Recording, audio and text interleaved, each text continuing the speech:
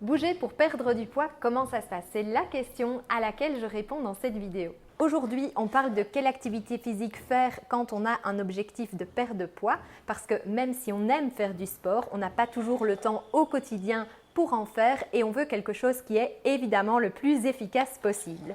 Pendant les premières minutes d'un effort intense avec un rythme cardiaque élevé et transpiration, le corps va utiliser le glucose sanguin comme source d'énergie et à ce stade-là, la perte de poids, elle est de 0 ou presque. Ensuite, de quelques minutes à 50 minutes, le corps va utiliser comme source d'énergie le glycogène en réserve dans les muscles et dans le foie.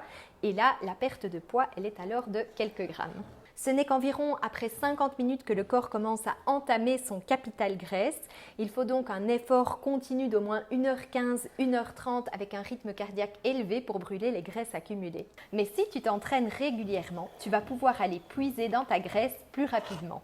Pour ça, il faut une activité physique de minimum 5 fois par semaine, de 30 à 45 minutes de marche rapide ou encore mieux, une séance de HIIT de 15 à 20 minutes qui est supérieure à toute autre méthode.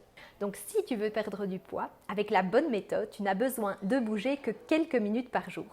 Pour maximiser nos résultats, on adopte évidemment une alimentation pauvre en glucides, riche en protéines, en fibres et en bons gras et on se complémente avec les 4 compléments alimentaires dont je t'ai parlé l'autre jour et je te remets le lien ci-dessus.